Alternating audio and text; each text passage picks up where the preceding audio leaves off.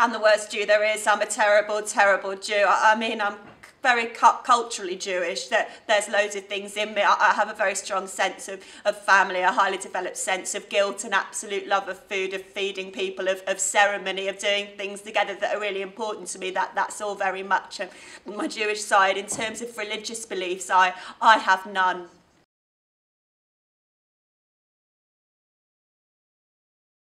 Okay, so after my mother dies, my father once again reinvents himself after 6 months of sort of bleak despair, and he finally climbs off the sofa and he minds his own past and his own peccadillos. And his number one peccadillo is corporal punishment. And we're not in the sort of whips and chains and dungeons department. We're in the naughty schoolgirls and headmasters and chauffeurs and milady and that whole kind of sort of crazy, slightly upper class English aristocratic twist on that sort of sexual fantasy. And that's his cup of tea, and that's been his cup of tea for a long time. And he works out finally he can make some money out of that, and he creates the Red Stripe Club. I can remember lots and lots of lovely things. I can remember playing in the street, and we used to play running across the road as many times as we could before a lorry finally bore down on us. We used to see a lorry coming, we used to run backwards and forwards, and that was one of our games. I went to Exeter, which is a very white university. I was the first Jewish person a lot of people met, and they'd always say to me, "What do you think about Israel?" I just refused to answer the question. I said, "I'm not answering that question." And they went, "Oh, okay." So that's pretty much it.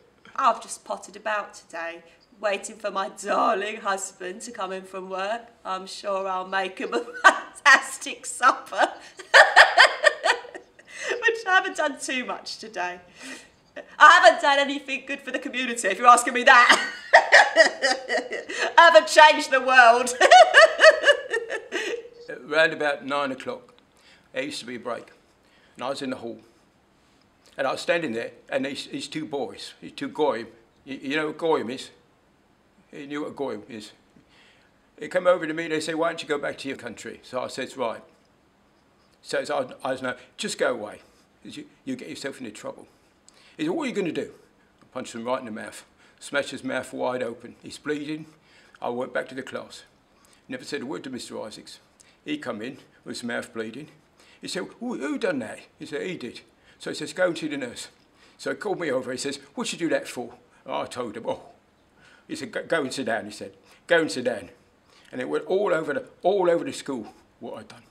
You go and see your mad grandma in places like Shenley, where she wore too much lipstick and she sang beautifully, but would have these insane conversations, and then she would do a bunk periodically, and you'd go, "Mum, why is Gran at the bottom of the garden eating the leaves?" And then the police would turn up to take her back.